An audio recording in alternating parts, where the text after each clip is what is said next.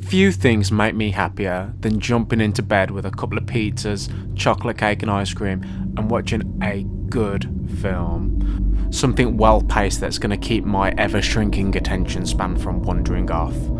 But sometimes I get this thought that I just want to have the shit scared out of me. Now, I don't go out of my way to watch these low quality trauma films of people being tortured or essayed. Blood and guts don't do anything for me if it's just for the sake of shock value.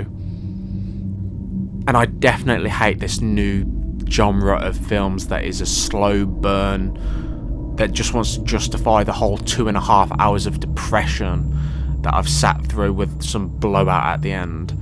Yeah, I'm looking at you, Hereditary. Maybe it's because the ghosts and the demons aren't my weakness, but that's my hot take. Hereditary was more of a depression genre film than a horror, and I don't need more of that in my life.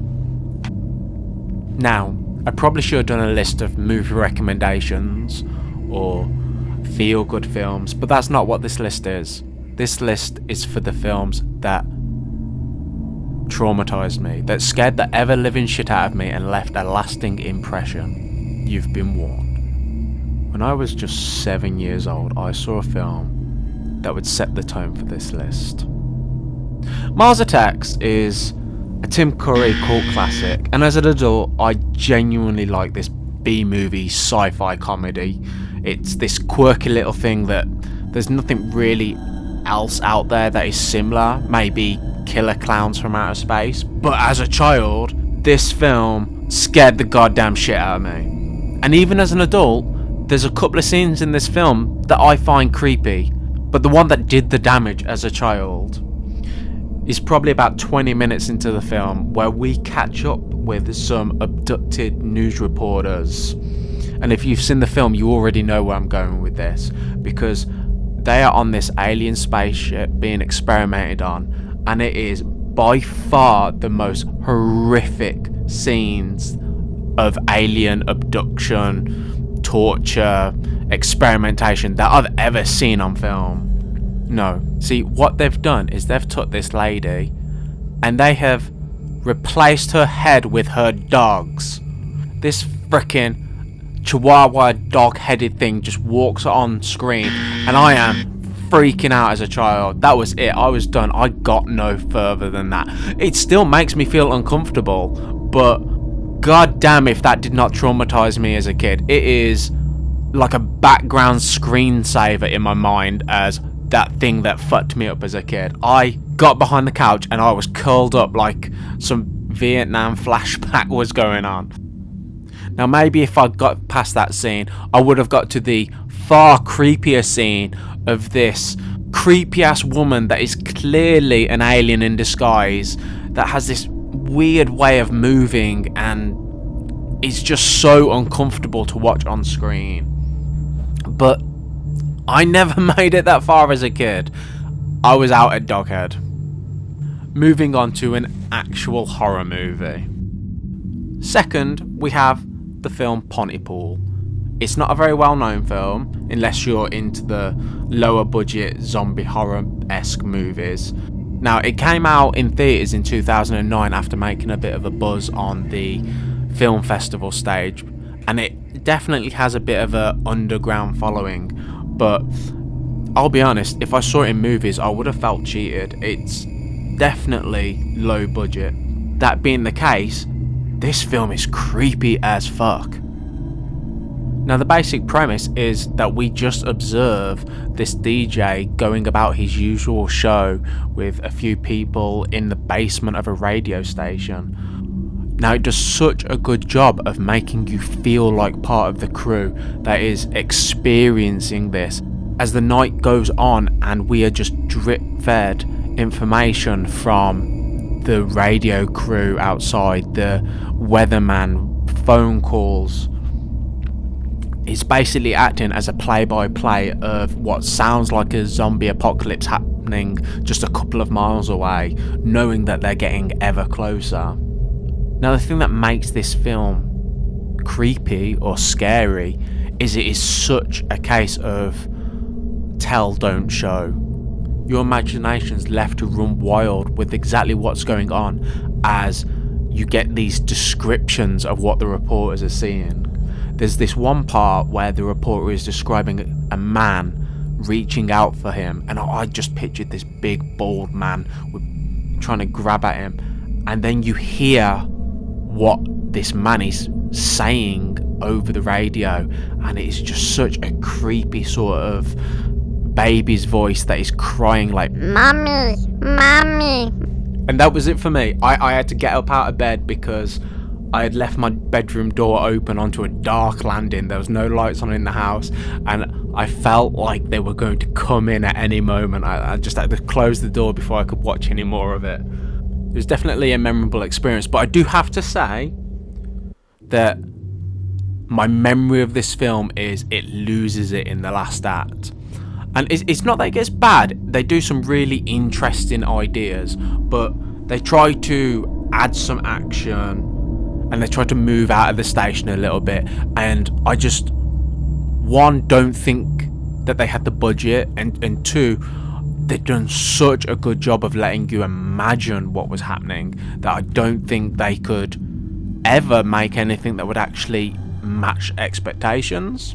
And I had this vivid memory of him coming upstairs out of the radio station basement and punching a little kid in the face.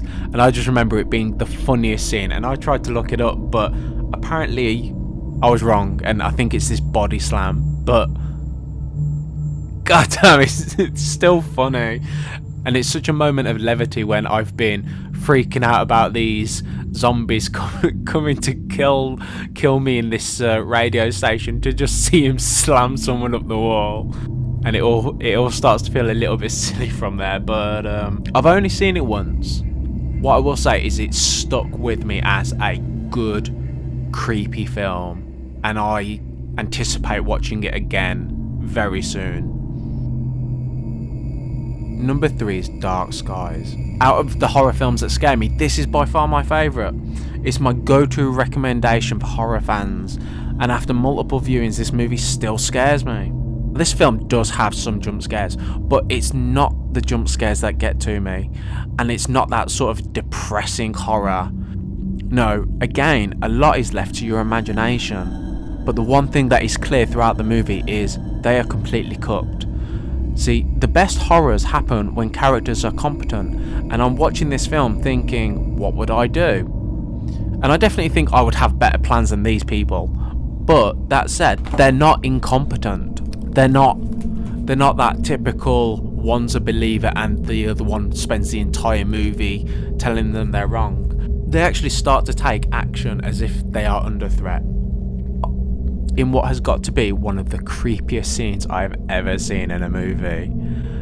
The family, who have set CCTV up throughout the house as an attempt to monitor what is going on, they're reviewing it from the night before. They're all asleep, and we get to see the cameras, one by one, turn to static as these entities make their way through the house. Now, the two things that are creepiest to me are that the cameras don't stay static. As soon as the entity has moved out of view of the camera, it comes back on. We know exactly where they are, and we know it's not like someone's cutting the feeds. These cameras work except for when this entity is in view. We get to see how vulnerable this family is. Even in their own home whilst they're asleep, these things can come and go at will. They are completely powerless to this entity that is stalking them. This is a high recommendation for me. Number 4 is The Fourth Kind. It's an alien movie. Of course it's an alien movie. What can I say? That is the genre that makes me piss my pants. I can't help it. It all goes back to that traumatic Mars Attacks viewing. Now, it's number 4 for 2 reasons. First of all, this film shit me up like nothing else. It freaked me out for days afterwards. Second, talking about this film might actually destroy the movie experience if you haven't seen it yet. So, spoilers, leave now if you are planning on watching this. The Fourth Kind is introduced to us by Milla Jovovich.